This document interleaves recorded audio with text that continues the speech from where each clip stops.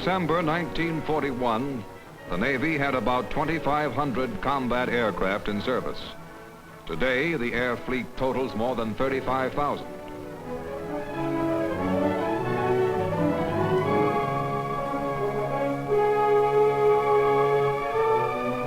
We owe the difference to the ingenuity and toil of the producers and workers of the aircraft industry.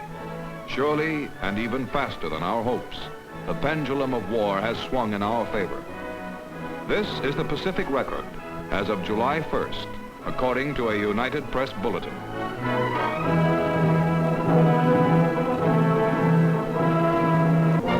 "287 Japanese warships have been sunk, including 3 battleships, 6 carriers, and 57 cruisers. Add 85 transports, 473 cargo ships, and a vast number of supporting craft, and the total is more than 1,500 Japanese ships sunk. These are some of the recent actions in which naval aircraft have played an important role. This was on Bougainville, in a tough moment when Navy bombers were used to support the men of the 37th Infantry Division in an unusual kind of precision bombing, blasting the Japs from hidden defenses only a few yards away from our forces.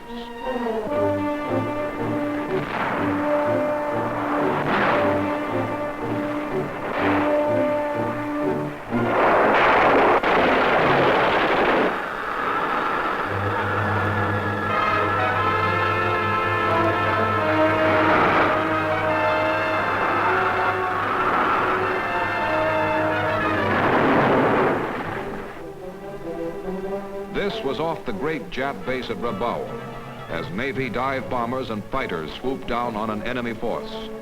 There was no escape for this ship. Just one of 57 Jap cruisers that have been accounted for by U.S. naval air or sea action.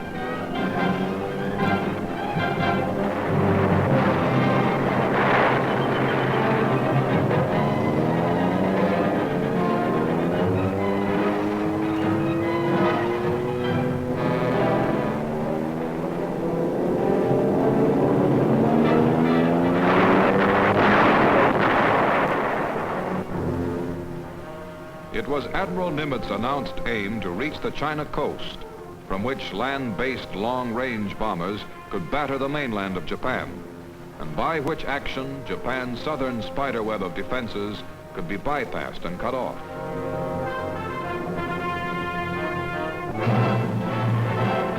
As a result of intensive training and constant practice, the marksmanship of Navy gunners has greatly accelerated the count of Japanese planes. Nip torpedoes intended for the carriers of this task force simply never had a chance.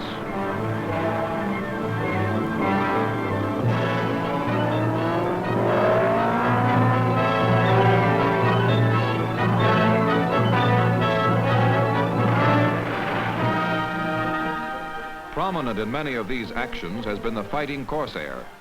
Last year, the Corsairs and Hellcats together downed 884 Jap warplanes with a loss of only 170 from their own squadrons. Now built by Chance Vought and Goodyear, the Corsair is one of the fastest planes in the Navy. Hundreds of thousands of workers and scores of plants contribute to its production.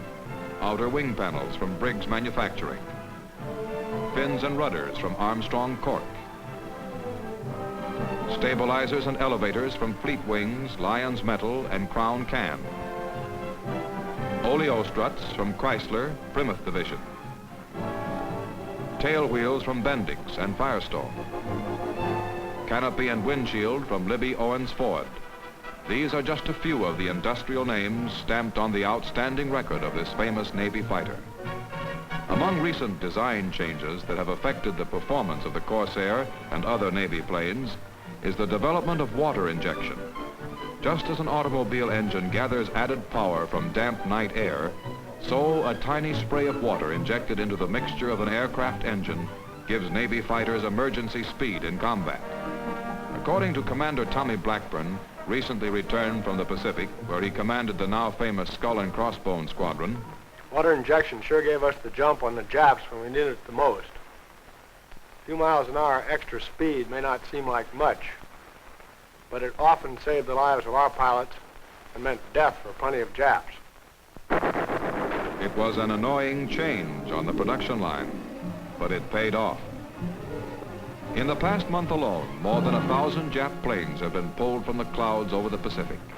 Some of the NIP aircraft shot down have been fished out of the pond and sent to the Technical Air Intelligence Center at Anacostia, D.C., where the Navy is very interested in the quality of Jap aircraft manufacture. Interested, for example, in the flush riveting of unusually thin aluminum sheet, riveting that displays a quality of workmanship not to be underestimated in the battle for better, faster, stronger fighting aircraft. Here in the engine overhaul shop, Japanese Kinsai engines from bombers captured in the Marshall Islands are torn down, studied, assembled again, and actually operated in tests to study their performance characteristics. Though American aircraft manufacture enjoys the benefit of more modern machinery and tooling, the quality of Japanese workmanship is not to be sneered at. Biggest single haul of the year was off Saipan, when 353 Jap planes were downed in a single day. This was the attack on Saipan, a fortress of 75 square miles, defended by an estimated 20,000 Japs.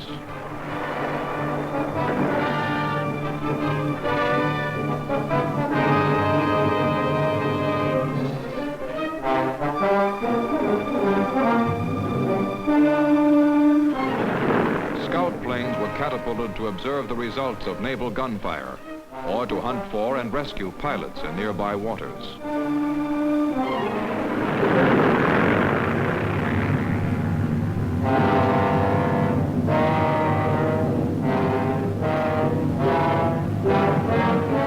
Meanwhile, the island was hit with everything in the book, from 16-inch naval guns to mortars and bazookas, as the infantry plowed forward to take the airfield, what was left of it.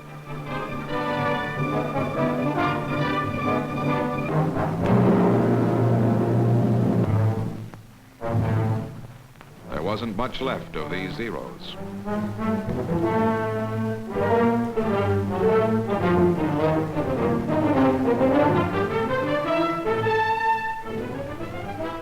Patched up, the airstrip receives its first Navy plane, an Avenger from a carrier offshore.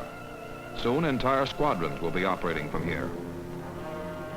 For Saipan is less than 1,500 miles from Japan, and only 1,900 miles from Admiral Nimitz's objective, the China coast.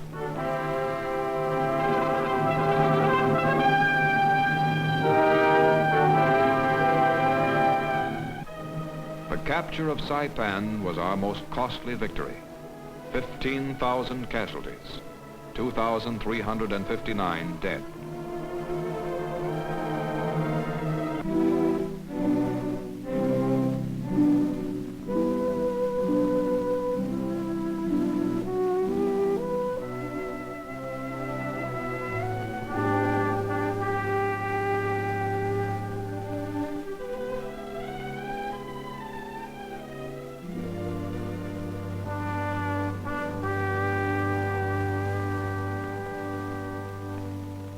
Their part of the job is done. They have done all that anyone could do. The rest of the job, and a long, hard job remains for us. For our fighters must rise to the attack and keep attacking in ever-increasing numbers, in ever faster planes, better built, better supplied, better supported. Every day closer to Formosa and Tokyo. Every day closer to the inevitable conclusion of our conflict.